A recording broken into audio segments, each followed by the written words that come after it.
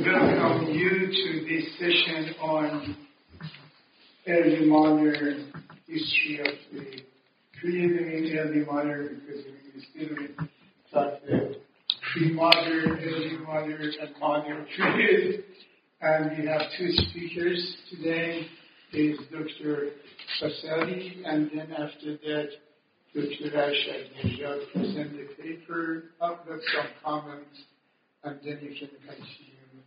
You can continue with your question and comments. Just go ahead. Oh. First and foremost, I would like to express my pleasure to be here and my deep gratitude for the opportunity to participate in this conference. Okay.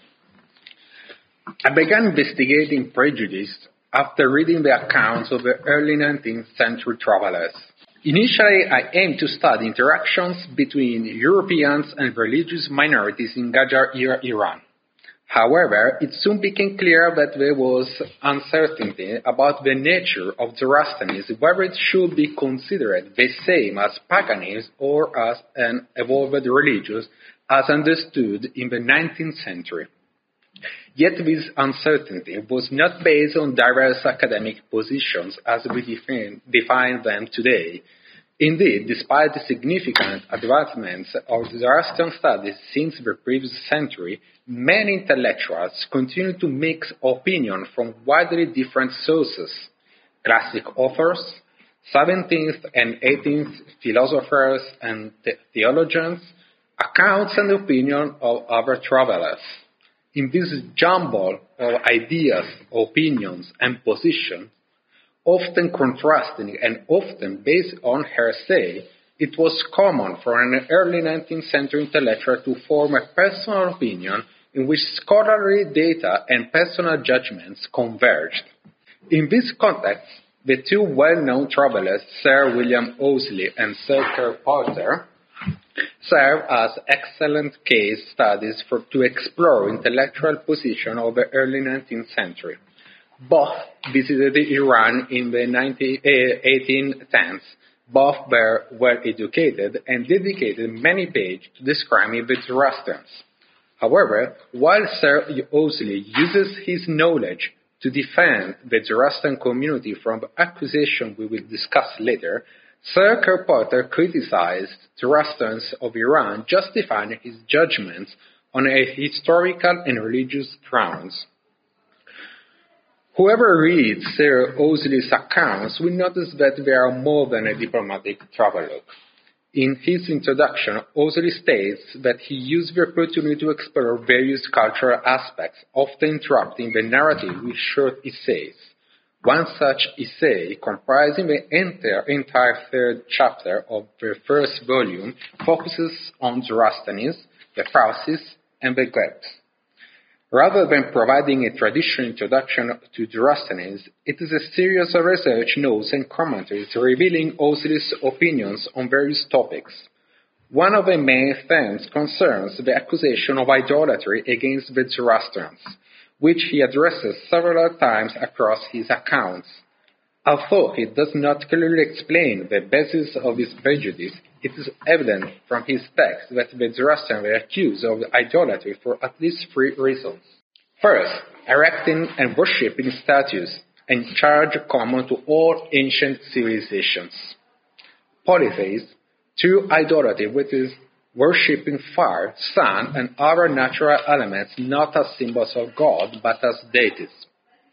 As for the third point, although the word idolatry literally means the veneration of idols, it was also used to refer those who worship natural elements, particularly within the Protestant context that emerged in response to the high consideration of Zoroastrianism during the Renaissance.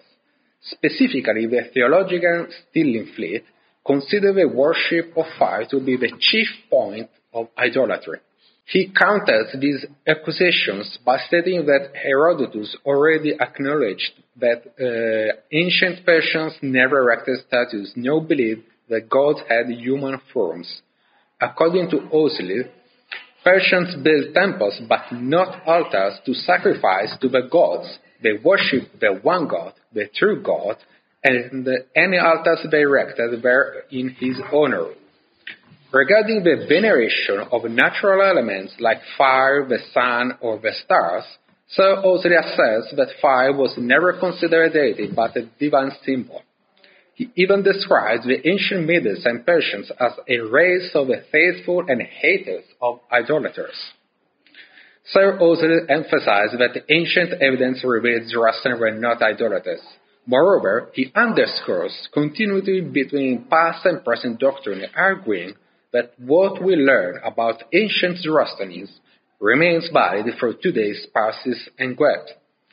Finally, he notes that the term Geb, now many infidels, once had a neutral connotation denoting a Zoroastrian professor or priest. This view, promoting Zoroastrianism as a derivation of Abrahamic revelation, is influenced by Hyde's work, which was highly prevalent in the 19th century intellectual and academic circles. In addition to Hyde, Sir Owsley cites authors such as Sir Isaac Newton, Anquetil Duperron, Dan Carville, and Stanley in support of this thesis. However, Owsley acknowledges testimonies contrasting this view of a pure aniconic, monotheistic Zoroastrianism. Even Hyde admits that Zoroastrianism deviated from its original form over time, while Owsley concedes that schism and heretical practices influenced Zoroastrian doctrine. He argues that these deviations were most probably of short duration and adopted only particular districts of their extensive empire. As mentioned earlier, Sir Owsley repeatedly defends Zoroastrianism in his account, also criticizing contemporary authors who hold contrary views. Unfortunately, he often refers to these contemporaries anonymously, making it unclear whom he is criticized. Nevertheless, his persistent rejection of the idolatry charge suggests that this view was quite widespread at the time. Indeed, the idolatry bias against modern Zoroastrianism is also found in authors like the famous John Malcolm, author of the first modern history of Persia, which was later included in Conder's popular traveler's guidebook, even translated into Urdu. This is the Urdu version. However, this prejudice predates the 19th century, and it can be traced back to the 17th century in authors like James Truys, John Fryer, and Barthélemy de Belloc. To understand this bias, we turn to the second traveler, Sir Robert Kerr Porter. Like Sir Owsley, Sir Kerr Porter compares ancient and contemporary Zoroastrianism to justify his views. However, unlike Owsley, he perceives the modern community as corrupt and decaying.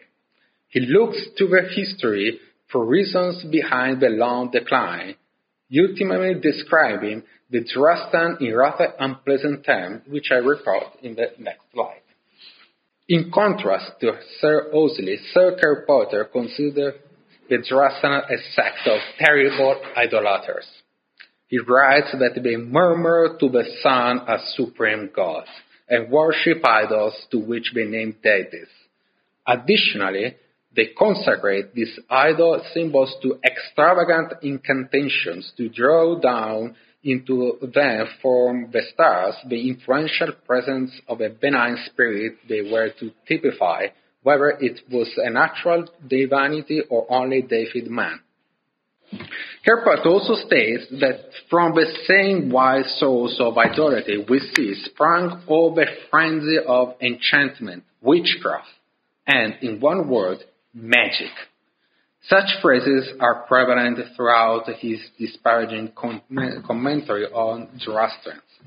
In short, the Scottish writer perceives the Zoroastrian community as a sect of pagans and infidels practicing a religion defined by the criteria of the time as primitive. As I mentioned earlier, Sir Kerr Porter also justified the current condition of the Zoroastrian from an historical and theological point of view.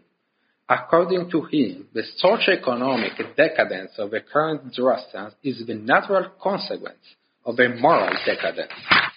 He identifies 5 stages of this process of decadence. Initially, Zoroastrian worshipped one supreme god and identified the sun as its emblem.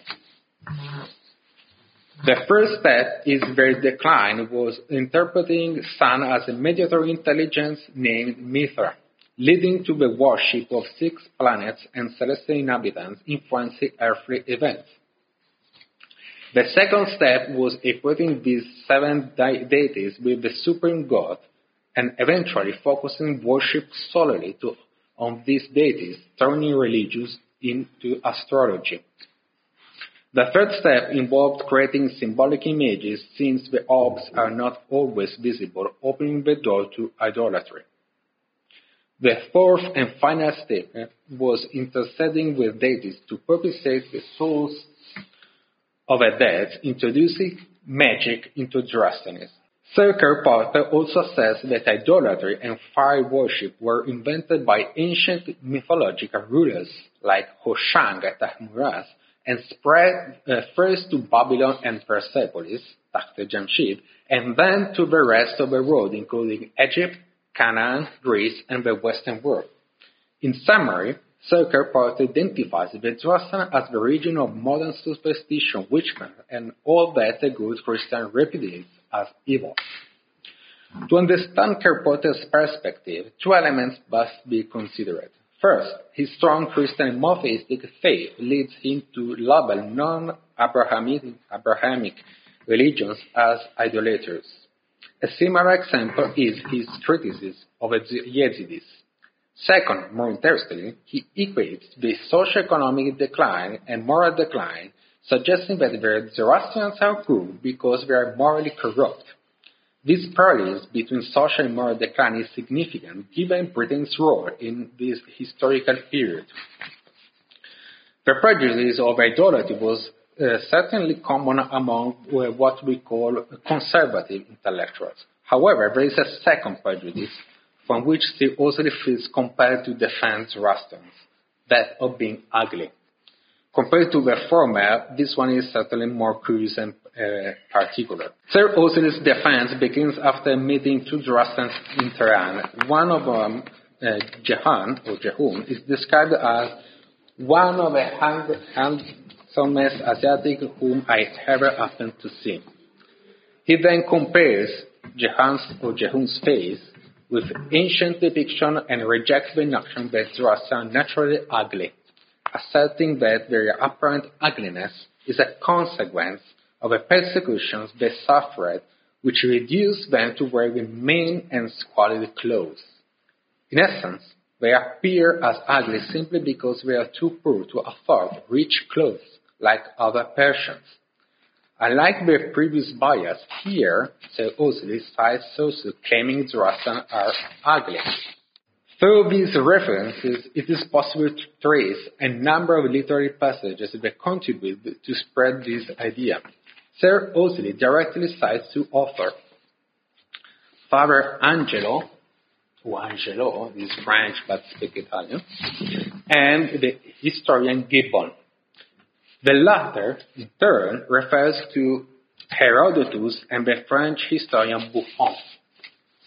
Buffon, however, does not report his own original idea, but in his work, Histoire naturelle, he includes a passage from Chardin's Voyage, a contemporary of Father Angelo.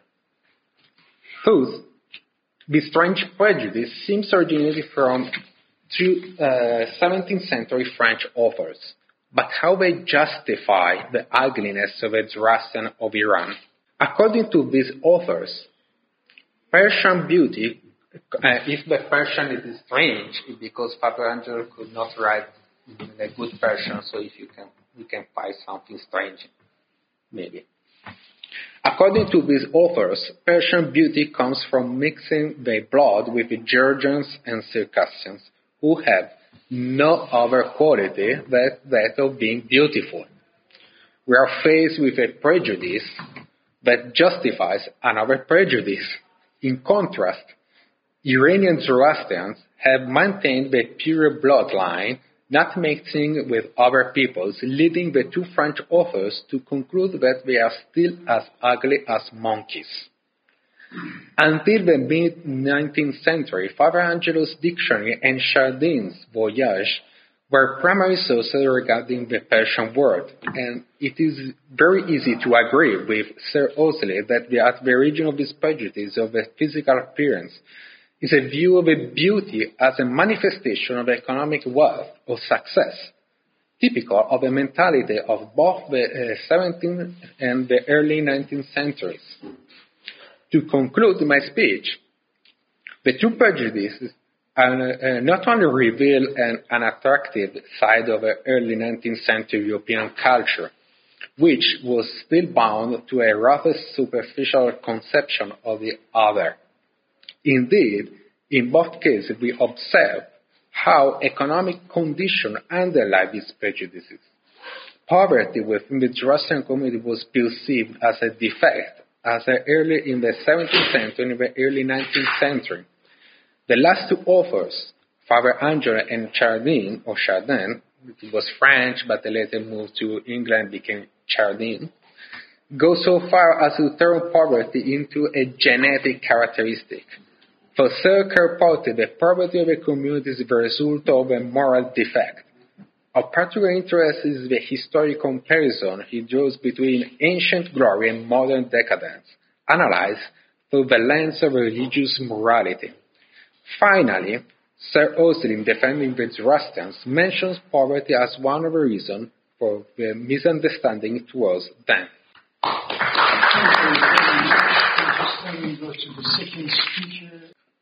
My talk is about natural law theory under the sun. That's the name of the topic. Understanding tyranny in Iranian context. This qualitative research is about natural law in Iranian context in antiquity. My project would investigate tyranny in ancient Iranian literature and its relationship with justice. Law was initiated by God in the Indo-Iranian context. Later, Zoroastrianism reshaped the format of the Iranian pantheon and consolidated them under one God, Ahura Mazda. The question of authority that bestowed upon the king was raised and answered by Ahura Mazda's approval of the king. That approval was to maintain social order for establishing justice. Any deviation from this structure would make a king illegitimate and unfit to rule. We will observe the separation of the state and church was impossible in Iranian context because of this monolithic conception of God injected into the legal theory. This singularity of God translated into singularity of law, which means combining divine law with positive law. Hence, the impossibility of separation of the state and church. Natural law is a moral argument that lays the foundation for law, such as positive law, under the premise that no law can or should violate natural order.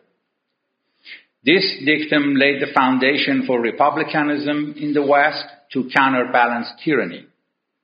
Republicanism is the antidote to tyranny. The Greeks developed the concept of mixed form of government. We observe its development in Plato's Republic and Laws and Aristotle's Nicomachean Ethics and Politics. Plato and Aristotle considered the city's goodness should be based on virtue ethics. Aristotle makes the life of the citizen and the government intertwined so that the citizens, as political animals, could fulfill their natural potential in their political lives to be happy. It is the 3rd century BC that the early Stoic scholars advanced the theory of natural law to a new level. In its traditional meaning, the term natural law, physis in Greek and lex naturalis in Latin, designates a law discernible by reason, determining what is right or wrong by nature. Therefore, it holds valid everywhere, always and for everyone, independent of circumstances and local customs as the formula. The Stoics taught that there were empirical standards of truth and justice which were revealed to man through right reason, according to nature. Right reason and the law of nature, which holds sway throughout the universe, were considered one and the same. Law, as a result, had its basis in nature. The Stoics taught that humans have an inborn notion of right and wrong, and that law, in its very essence, rests not upon the arbitrary will of a ruler or the emotional decree of a multitude, but upon nature and the innate ideas of human moral nature. Roman legal scholars discovered certain universal and eternal principles of equity and justice common to all legal systems, which they refer to as ius gentium, the law of the peoples or the world law. The development of ius gentium coincided with the beginning of the influence of Greek thought in Rome. Justice is instrumental to this argument because it is directly associated with judgment. Judgment was intertwined with the ruling and the ruler's authority in antiquity. As McDowell elaborates so brilliantly, and I quote him, "The most primitive method of settling a dispute is for one of the disputants to overpower the other by force or intimidation. The civilized method is to refer the dispute to a third party." End quote. This third party is the key to talking about justice, which makes it relevant to our argument in relation to natural law. Kings used to be judges too, the ones who knew more and better than anyone else, with the help of gods in ancient political communities. Cicero defines natural law in his work called De Legibus. Cicero considers rationality and wisdom as the means to distinguish right from wrong given to man by nature. This human capacity must exhibit itself in law. And I quote him, "Law is the highest reason implanted in nature which commands what ought to be done and forbids the opposite. This reason, when firmly fixed and preferred in the human mind, is the law." End quote. This position is the same as Aristotle's position and all the following Stoics, and the Greek natural philosophy is the foundation for this kind of wisdom. Now, tyranny in the context of Greeks, tyranny in the Greek context. Aristotle gives us a definition of tyrannos that has survived throughout time in Western history. He is critical of tyrants and considers their rulings by decree and not by laws. Aristotle's politeia, which is a mixed form of government of oligarchy and democracy, has no place for a tyrant who single-handedly is in charge of the government. This is where oligarchy and democracy could be considered forms of republicanism in antiquity if mixed together. Now, tyranny in the Persian context. We can consider two significant sources in our quest for the Iranian perception of tyranny. One is Avesta, and the other is Achaemenid inscriptions carved on the mountains as the official proclamations of King Darius I. The Persian royal inscriptions relay the king's ideology, an image of the country, and their rule.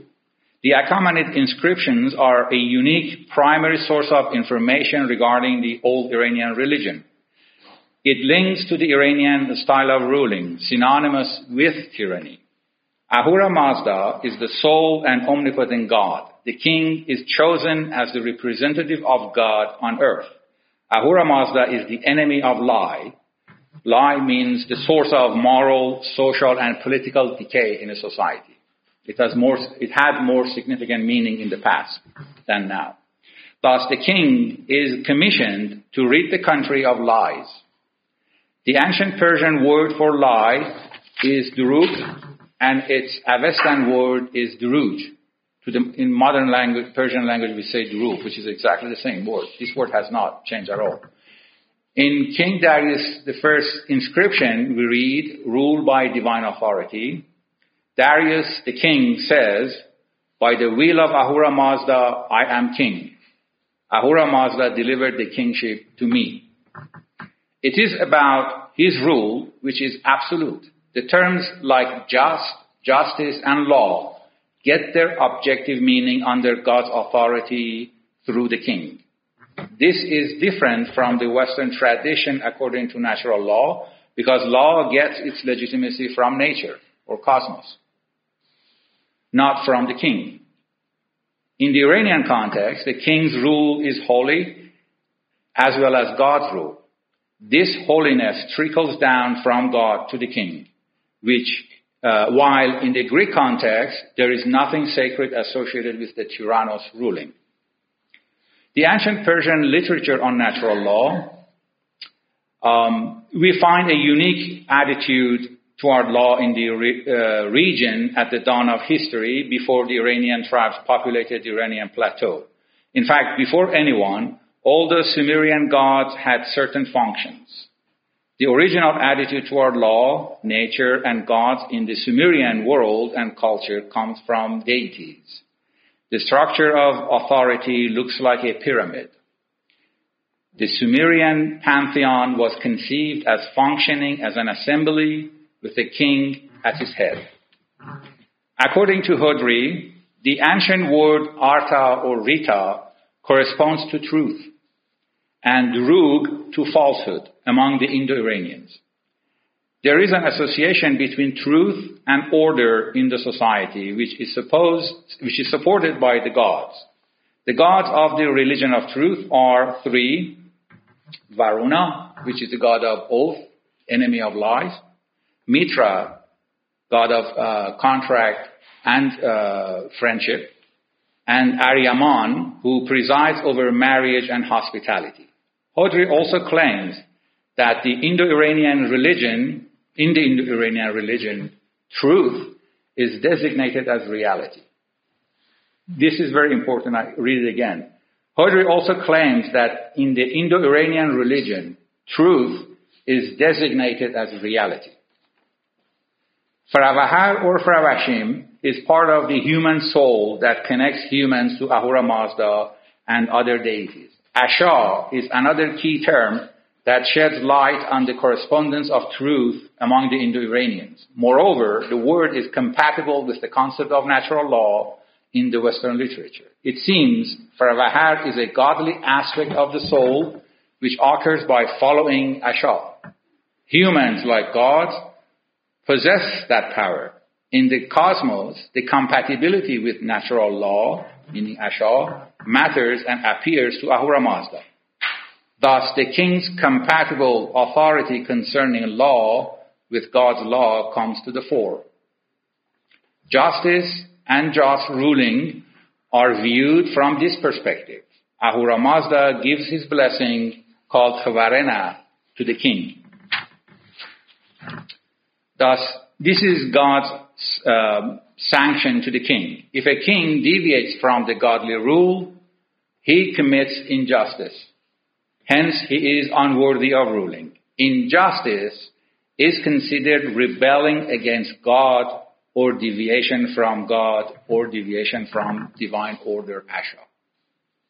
Another source that highlights this concept is the Vendidad, part of the Avesta, which deals extensively with laws and moral precepts of Zoroastrianism.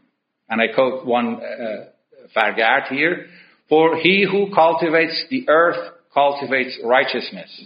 He advances the cause of Asha, truth and order, and expels Druj, falsehood and disorder."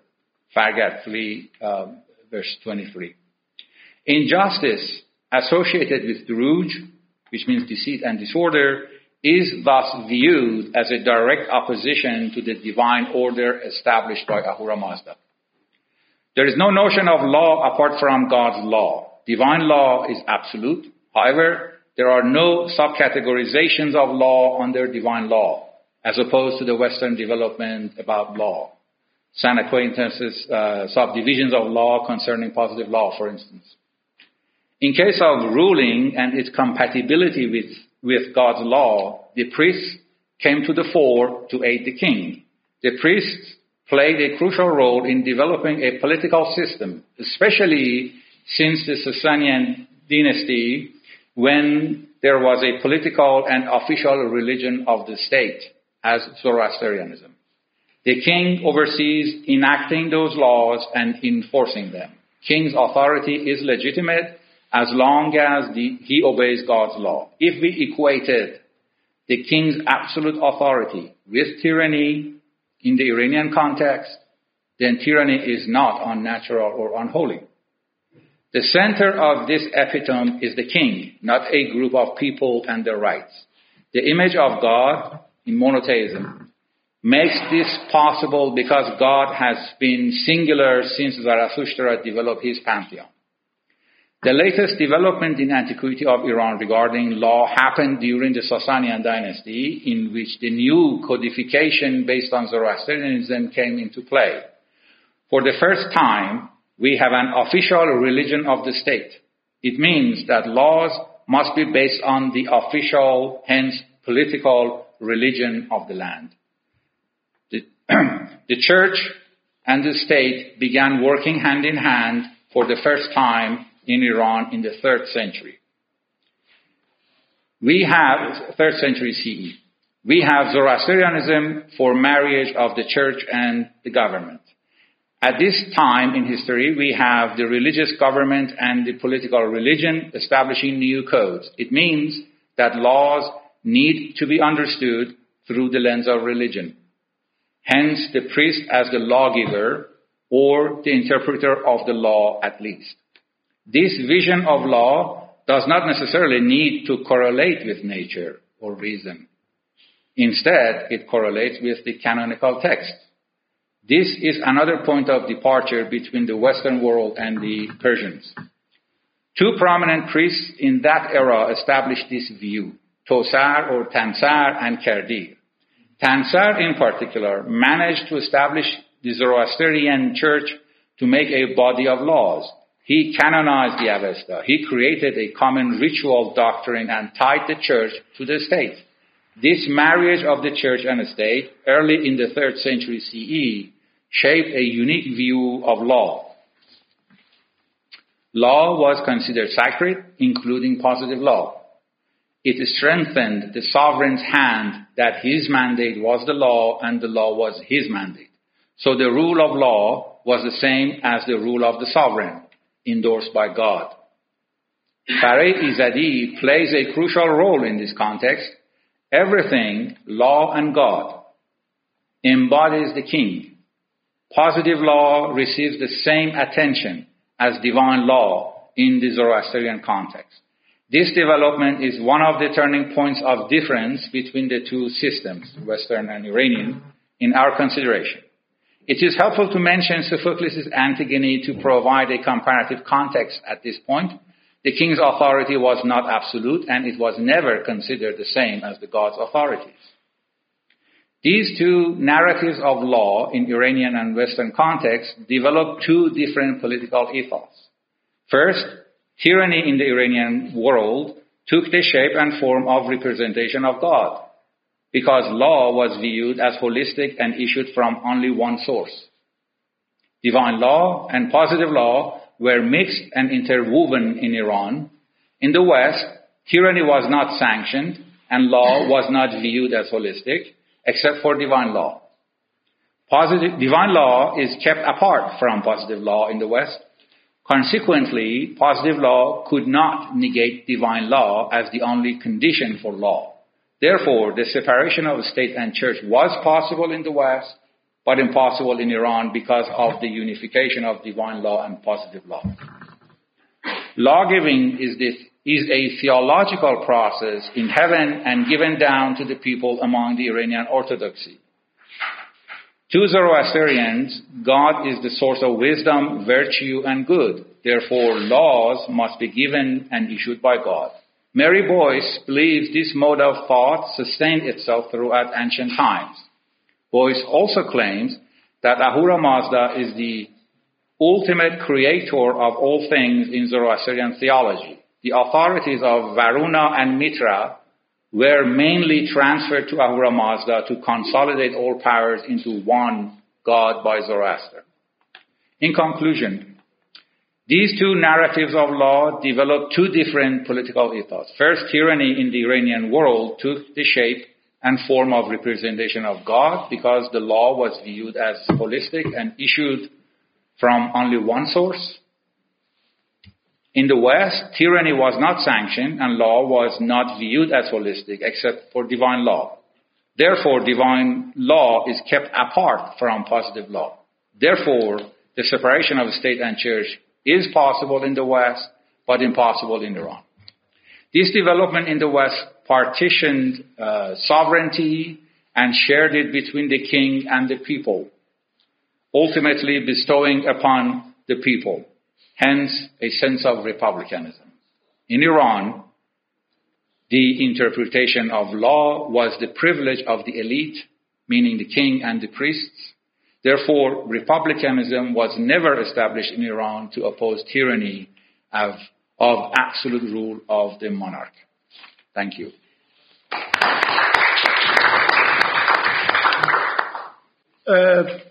I have two questions, one for both of you. And I hope, based on these two questions, we can continue this discussion. The first, considering your paper, is that in 19th century, late 18th, 19th century, you see that there is an endeavor to create a rupture between the Parsi community in India and the Zoroastrian living in Iran. And this is something that they want. The Parsi community is totally different character, different identity, different background, different history, and nothing to do with the Iranian Zoroastrian. Of course, by the late 19th century, the Zoroastrian community tried to restore a link between the two communities, India and Iran. But this was this was done consciously to create this rupture. And the second point I wanted to put to you was that it was Qajar. They had some difficulties in their historiography, and because there is two different tendencies in the Qajar historiography. Of course, the Qajar, like the Zands, like the Afsharids, all they reference to the Safavids period as their source of rulership.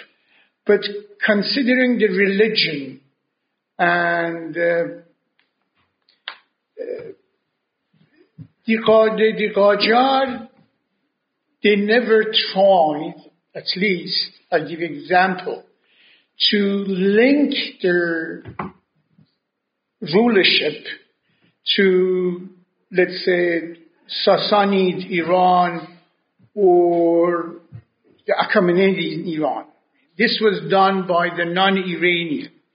For the Qajar, what was quite important to marginalize Zoroastrianism was trying to create a memory, a history, constructing a history that somehow to bring a sort of a past, constructed past for them. For example, one of the major work by the Qajar historiography is not translated to English, unfortunately. It's called Durrul Tijan fi Belad Bani Ashkan.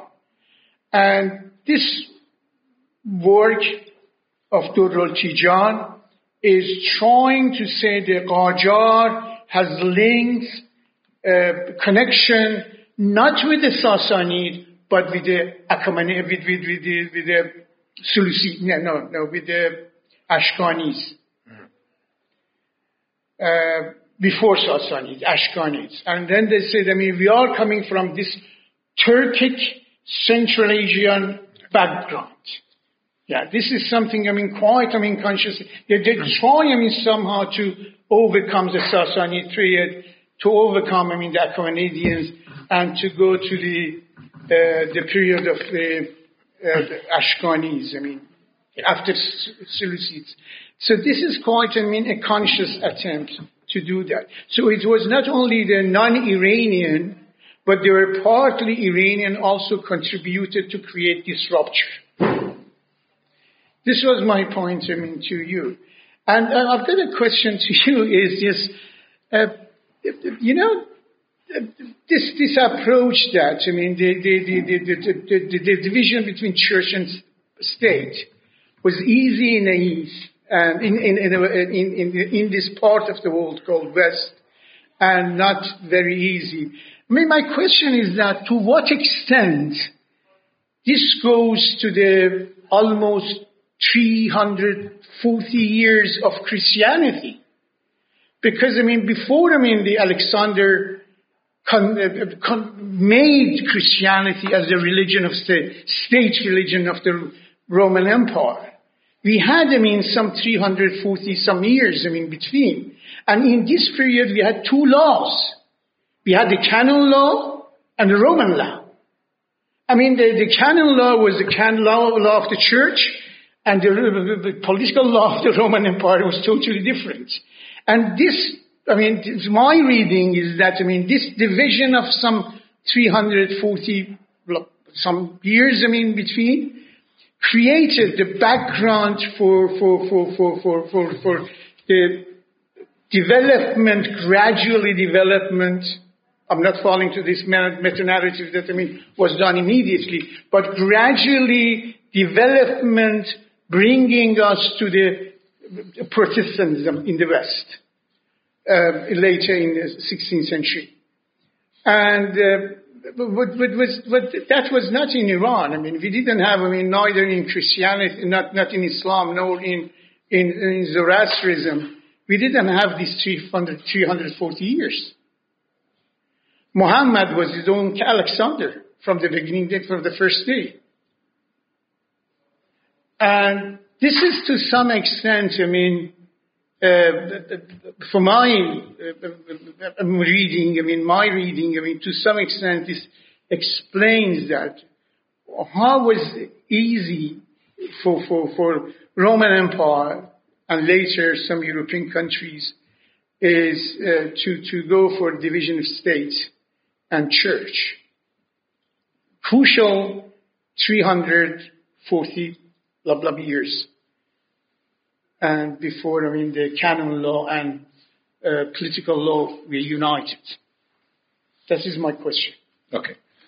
Thank you very much for your question. And you covered a large span of history. I have to navigate through that. The very first name come to my mind in response to your question is St. Augustine. That he lived in 4th century AD, and he was a theologian, and he wrote a book called City of God. In that book, he designs two sets of laws. That divine law is for the City of God, is the church business. And City of Babel, is as a metaphor for this world, is for the kings to rule. So the idea of dividing or separating these two sets of laws goes to St. Augustine in Christianity. But before him, in the Greek context and Roman context, this development was practiced by Plato in the first place, that Plato was against natural law. He was for conventional law, because according to Plato, natural law treats everybody differently. Somebody has better physique, more beautiful, smarter versus somebody else. Therefore, that person is an advantage toward the other person, as knowing the fact that Plato is quite a true communist. So he is against that, and he is for the conventional law. That I use the term positive law. And for his agenda, that the distribution of wealth and everything must be done equally without any consideration. And then Aristotle comes to the fore, and he says, no, natural law is dominant. We are made by nature, and nature protects us. Nature gives us whatever we have, including the city. City is a work of nature. It's not just some people go and design city. It's a necessity imposed on man by nature, so that we have city. And therefore, natural law gives every individual their own sovereignty on their own to make their own lives in the political community, in that city, in that polis. Then he designs politeia in order to create in modern time, modern language, a happy society, that everybody lives according to their virtues, to the best of their abilities. This heritage was incorporated into Christianity, especially by St. Aquinas in the 12th century, to a degree that he designed a different theology for Christianity by incorporating Aristotelian thought into theology. So these 400 years of the early Christianity that you mentioned before Constantine, of the emperor, to proclaim Christianity as the official state, has a political significance, obviously, for the religion and for the government to kind of mix them up. My point is that this development in Rome mirrored itself in Iran during Sasanian dynasty and kingdom. And they followed that suit because of the threat they used to feel for Christianity, from Rome, And because of that, they came up with this idea to consolidate everything, to make texts. Because before Sasanian, we did not have official Zoroastrian texts. Everything happened during Shapur Dovom, when he hired Tansar and gave him authority and permission to develop all this literature and write it, because everybody trusted him that he knows more than anybody about Zoroaster and his religion. He is the authority of the religion. So he got the signature or permission to write the text. So the reason I go through this is that Aristotle develops the concept of politeia. And politeia, in Aristotelian term, is the mixture of some groups of people in the society with their interests to establish a very stable government, stable society. Oligarchy and democracy put together, you have politeia. And to me, that's the foundation for republicanism. And in the West, that tradition was never forgotten. When they found time, they established and moved forward. It took time until we reached John Locke to devise it. But in Iranian history, in my comparative studies, we do not have this kind of development. Because when, during the Sasanian kingdom, this understanding of law was established, first of all, it denied any possibility of separation of church and state, so that we could have had laws apart from religion or God's word to address the problems of the society. Same as Roman Empire. The Roman history, we need to divide it between the Republic and the Roman Empire. No, I'm talking immediately after 400 years. Yes. The reaction of the Sassanid was reaction because the state's religion became a mean Roman. Correct. But in the West, correct. Even church, we have history in Europe that church actually ruled.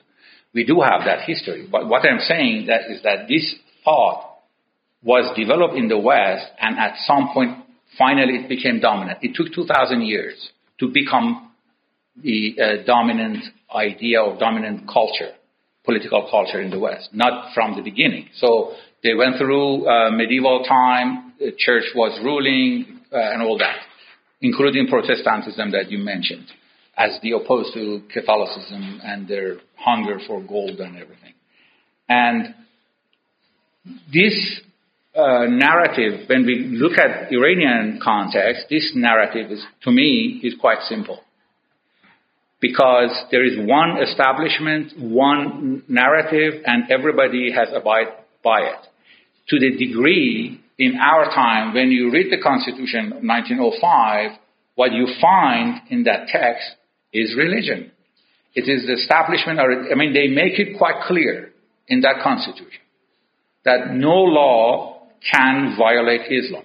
Everything must be under Islam, under Islamic supervision. That was 1905. And in 1979, again, we reiterated that narrative. This narrative goes back to pre-Islamic era. This is my point. This narrative goes back to this pre-Islamic era in the Zoroastrian Sasanian kingdom. So 1700 years, we have one legal theory, only one legal theory, and that is the mixture of positive law and divine law. So positive law must be sanctioned by Sharia law, either Zoroastrian Sharia law or Islamic Sharia law. Doesn't matter. By the way, they are quite similar. And they shape the law, hence the government. So everything must be sanctioned by religion. So we cannot differentiate. Therefore, we cannot have any form of republicanism, meaning that other groups of people in a society could represent and defend their interests in that political system. That did not happen. And still we don't have that. Your first question was about the Farsi and the Zoroastrians of Iran, and how it's possible from the second half of the 19th century they became in contact again. And this was possible because also of interaction with the Europeans. Because the two communities, the Iranian Zoroastrians and the Indian Zoroastrians, they have a relationship from the end of the 15th century up to the end of the 18th century, and we have the text, so it's the relationship which are the Persian Riwayat. The last one is in 1772, and the Itoter Riwayat. After we don't have any relationship, but yes, and from that point, the two communities, they grow in different way. But what happens? What happens is in Iran, with the Qajar, we have also an increase of persecutions against the Zoroastrians because, as we told, they never try to use the community to establish a kind of a relationship with the past. And also, for instance, there are many laws against, for instance, the marriage or against the marriage or to improve a marriage with a Muslim man and a Zoroastrian woman. To inherit everything, all the property. But in India was totally different because the first in India, they became kind of agents of a British Empire. They became very rich and very powerful community, small but powerful community. So they grew in totally different way. But at the same time, if the last relationship between the Farsi and the Iranian was in 1772, in 1771, where is the first publication of the Avesta into a European language by Enquête du Perron.